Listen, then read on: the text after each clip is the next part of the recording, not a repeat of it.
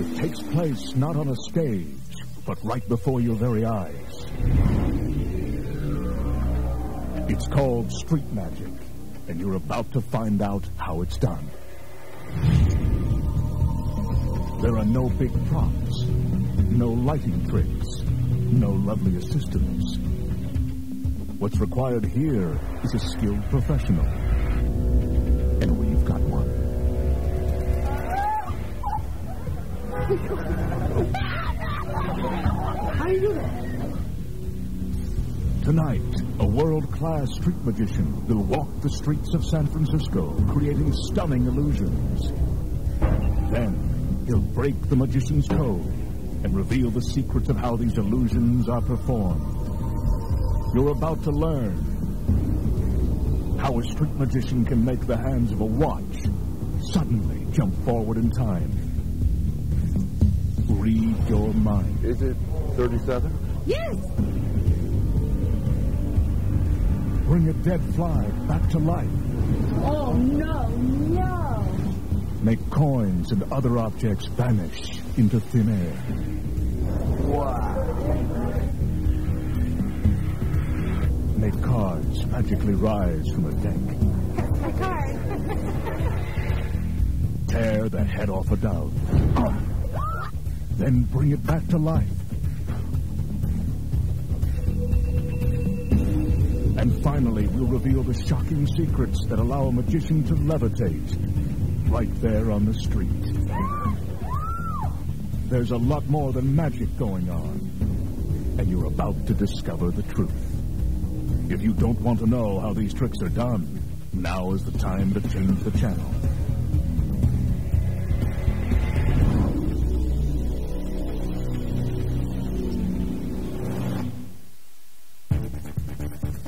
Here's our magician, because there are people out there who don't want him to reveal these closely guarded secrets. We've gone to great lengths to conceal his identity. Tonight, he'll wear a mask, and his voice will be disguised at all times. So now let's hit the streets and let the magic begin. Who's a believer in voodoo? For his first illusion, the magician will perform a trick known as ash in palm. Legend has it that this illusion emanates from the realm of black magic. You be the judge. Okay, put your hands out like this. No, a little higher. Okay, are you a righty or a lefty? Okay, we're going to use this hand. We're going to use this hand. Make a fist. Let me borrow the cigarette. Okay, with voodoo, what I do to me, you feel.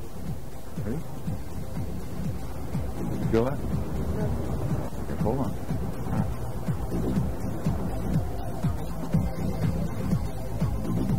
Okay. You feel that? See how that's vanishing? Yeah. Okay. Open your hands. Open your hands. Oh my God. Oh, wow. No way.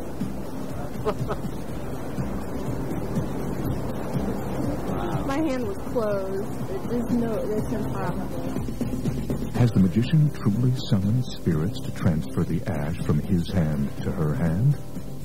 Not exactly. So how did the magician get the ash into her palm without ever touching her hand? The answer is he did touch her hand. You just forgot about it. And so did she. At the very beginning of the trick, the magician grabbed her hands and raised them. Here's the move as it happened back on the street. Okay, put your hands out like this. No, a little higher. Okay, are you a righty or a lefty? What you didn't see was one of the magician's fingers already had a little bit of ash on it. And when he grabbed her hands to raise them, he spread the ash on her palm. Okay, put your hands out like Take another look. When she closes her left hand, you can actually see a tiny bit of ash falling to the ground. So let me borrow the cigarette. See it there? By making it a natural part of the motion of raising her hands, she doesn't even notice it. And everything else from here on out is storytelling. Voodoo, black magic, the big bad wolf. It doesn't matter. This trick was over before it even began.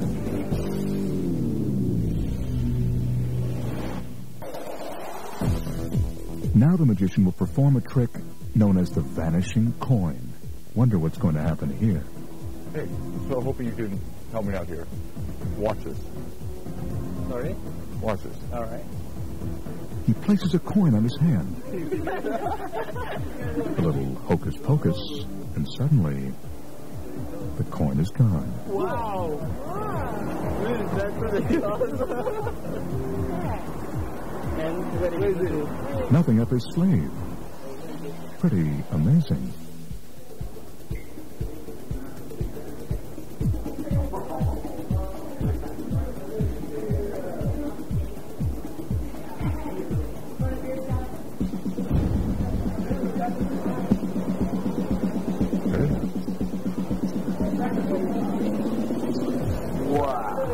You saw that he never touched the man's hand. So how did the magician make the coin disappear? Could it be his awesome magical powers? Not this time. Here are the secrets. First, the magician puts a coin on someone's hand. But this is no ordinary nickel. It's a steel slug with a nickel face. The other device used in the illusion is a magnet. The magnet is attached to a piece of elastic which connects to his belt loop and is held with the tip of his finger by an invisible wire. Out on the street, the magician makes sure that you can't see any of this equipment. Wow. When the magician passes his hand over the nickel the first time, he's not putting the magnet near the fake nickel. When he passes the magnet directly over the fake nickel, it sticks. And that's when the magician lets the invisible wires slip off the end of his finger. The magnet with the nickel attached snaps all the way back around to his belt. So when he turns his hand over, it's completely empty. There's nothing up his sleeve. Well, not anymore. And those are the secrets of the vanishing coin. Here's one for you at home. I'm going to ripple through these cards, and you see if you can catch a glimpse of one of them. But not this one. Ready?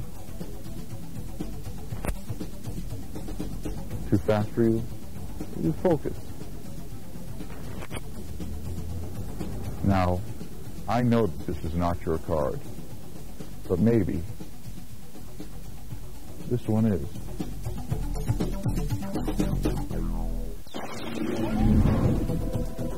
There are two parts to this trick. The first part is that the card you selected at home is actually a specially rigged card. It's glued at the bottom to another card that has been shaved off on top. See how much shorter this card is? By shaving down the card in front of it, you get a clear glimpse of the King of Hearts. Now for the second part.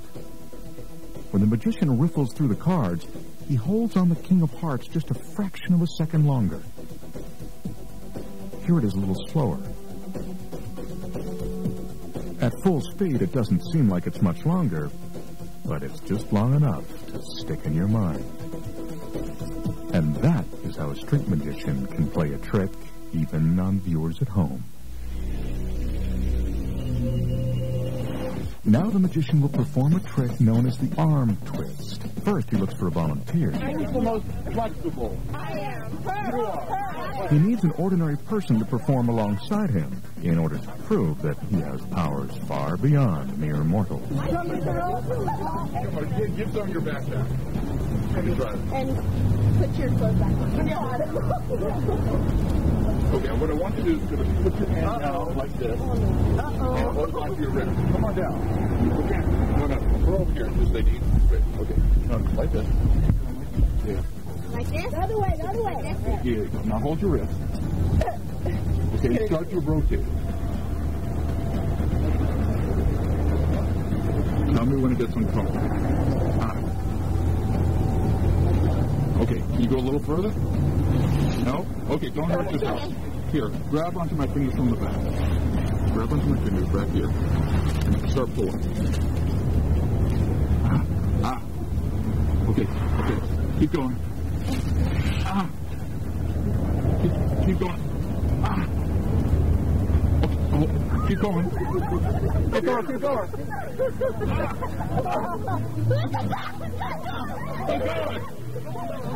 Keep going. Reach around from the back and keep pulling around.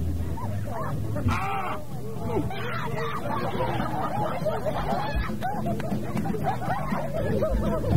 Keep going. Ah! There we go. Okay. Okay, well, wait, pause your sleeve. I don't trust you. You're scaring me. Oh my god. I don't think he's having it. Okay, that's okay.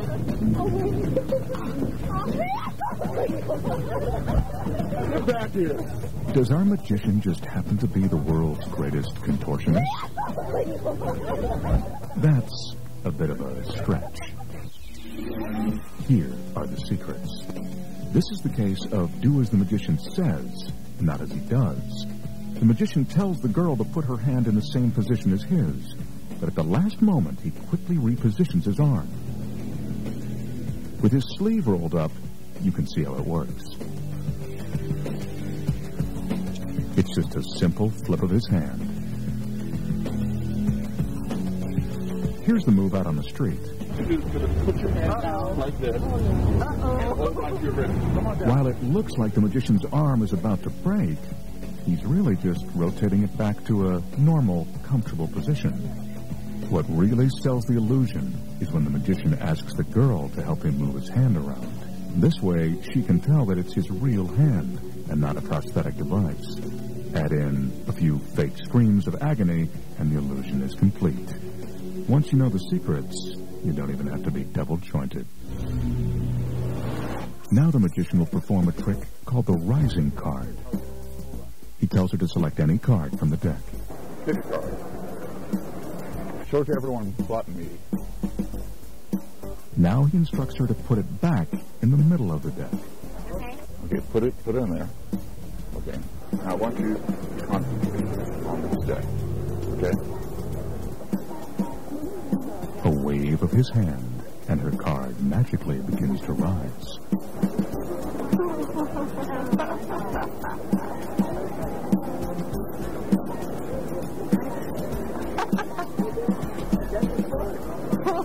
That's my card. Could this be a once-in-a-lifetime magic moment?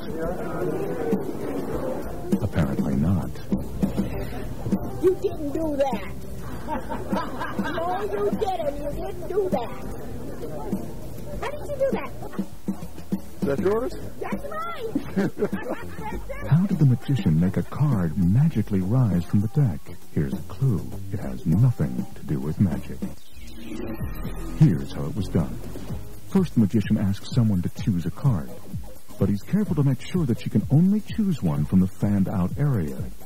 You'll find out why in a minute. Then he instructs the person to put the card back into the middle of the deck. What the magician's really doing is putting the bottom card of the deck on top of the person's card. And the bottom card isn't an ordinary card. The bottom card is rigged with a special device to make the card in front of it rise. See the string? It's attached to a tiny weight on the back of the card that works as a counterbalance and moves the card in front of it up and down. When he turns the deck over and loosens his grip, the counterbalance is released and the card rises. There's a piece of putty on the string that makes the person's card stick to it. And that's how a street magician makes a random card rise from the deck. Not very magical, is it? Now the magician will perform one of the most amazing mind-reading illusions in all of magic. I want you to think of two-digit number between 1 and 50. Okay? Think about it. Both digits are odd, but they're not the same. Okay? Think of it. You got it? Yes. Okay. Is it 37? Yes. Actually, it was. Let's see if you can do this. Okay. I want you to think of a two-digit number, okay, between 1 and 50. Both digits are odd, but they're not the same number. Tell me when you get it. Real fast, without thinking too much. Okay. You got it? Look at me. Is it 37. Was it that? Was it? Does our street magician really have the power to read your mind? What do you think? Let's take a look again at what the magician asks. He seems to be allowing the person to choose a number between 1 and 50, but he's not. It has to be a 2-digit number. Both numbers must be odd, and not the same number. That leaves us with only 8 numbers, and statistics show that given these choices, most people will pick the number 37.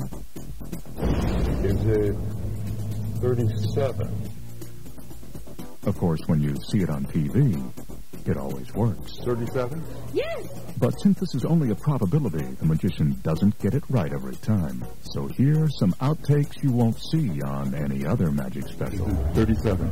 No. 37? No. 37. Hey, nobody's perfect. Now the magician will perform a famous card trick known as the switch. Hey, I want you to help me out here for a second. It's a simple illusion, but it always produces dramatic results. I'm going to try to teach you something here. Okay. You can bear with me. This is going to be your card. It's the ace of spades. And all you have to do is remember spades, okay? Now hold your hand out like this and hold on tight, okay? Now mine's going to be ace of clubs. Now you watch here. I'm going to make them switch so fast you won't be able to see. Ready? They switch. They switch back. Now, I did that quickly. You can see. Now, I'm going to now do it slowly for you to see. I'm going to put this card, loosen up just a little bit so I can put this on. You told me not to. I know. Now, there you go. Hold on tight. Hold on tight. Now, you saw that because I did that slowly. Yeah. Now, but if I put this on top, which is on top now?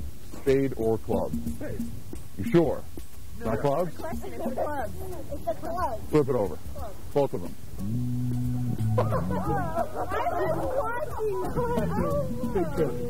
Which is on top, the spade or the club? Flip it over.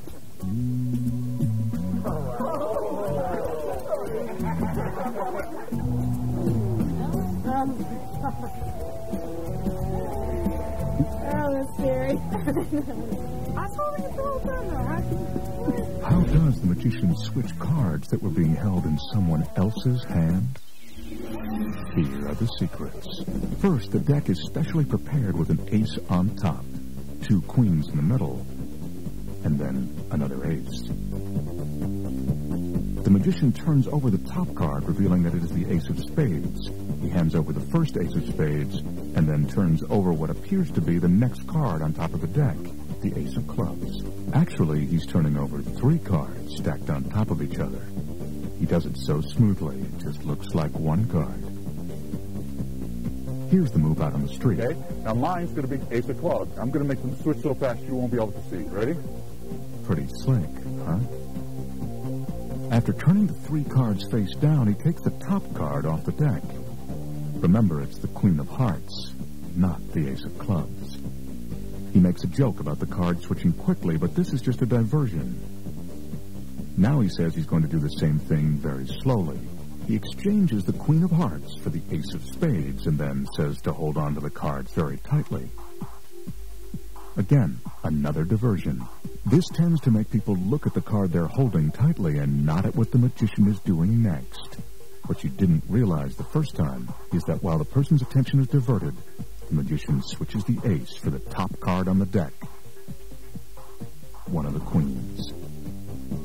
And here's how fast it happens out on the street. Did you see it? Take another look in slow motion. He puts the ace down and pulls the Queen of Diamonds out from underneath it. Now all he's got to do is put that Queen of Diamonds on top of the Queen of Hearts, and he's magically turned 2 aces into 2 queens. Now you know the secrets. We've already witnessed the magician's amazing psychic abilities, but can he transfer that power to another person? Let's take a look. I'm going to write down a 3-digit number. Okay? Take the pencil. Okay. Now, without thinking, what is the first three-digit number that you're getting from me. First thing. 372. What made you say that? See it, visualize. 372. Ah, wow.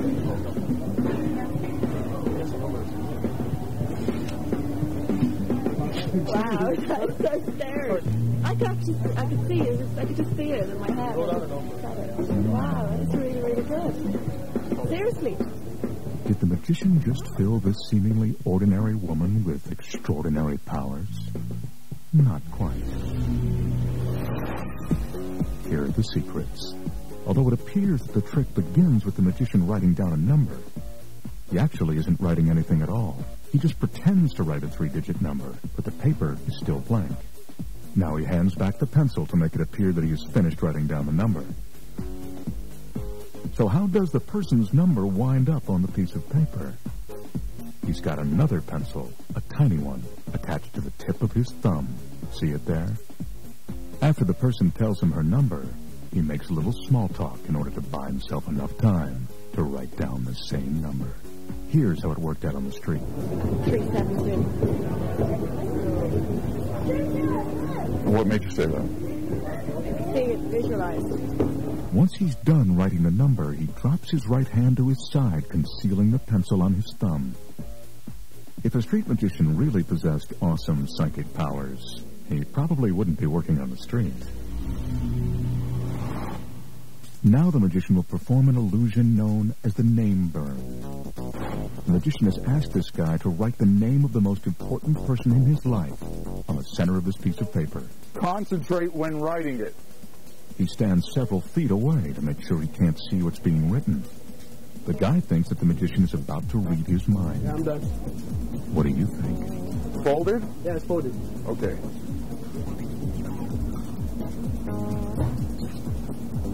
Anyone have a match? Or a lighter? Okay, light this on fire for me.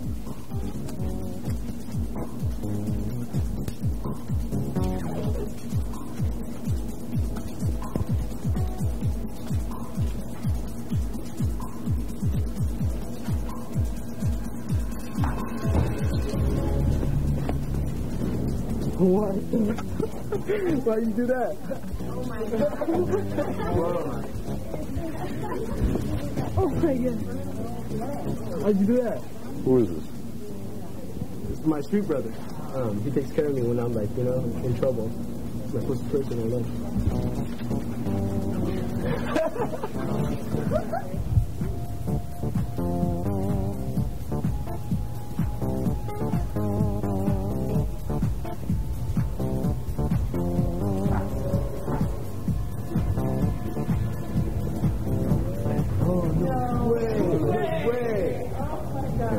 Who's Kim? My mother. How did the name magically appear on the magician's arm without him ever seeing the name? Here's how.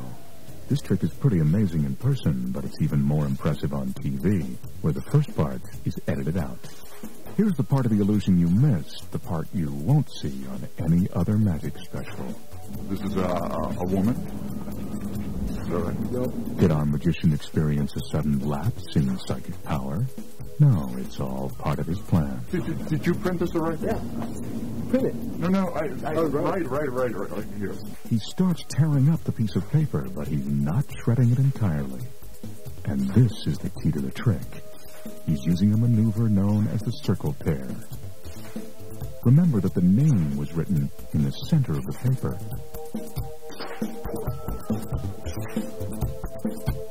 When folded, the name is now in the corner of the folded paper.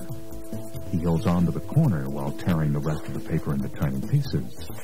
It's this little scrap of paper that contains the name. As the person watches the paper flutter to the floor, she doesn't notice that the magician is still holding part of the paper. Here's that same move out on the street. Did you print this already? Yeah. Print it. No. Right here. So this is where the trick starts when you see it on TV, with someone writing the name on a piece of paper for the second time. Then the magician walks off and prepares for the magic moment. He discreetly looks at the name, pulls out a grease pencil that's attached to his coat, and writes the name on his arm. Now all he has to do is put up with some singed arm hairs, and the illusion is complete. And that is how the name burn is done. Still amazed? Or do you feel a little burned? Now the magician will perform a trick known as resurrection. Here he attempts the impossible, bringing a dead fly back to life. Do you believe in life after death? Yeah. You do? You can help me out here. See this dead fly?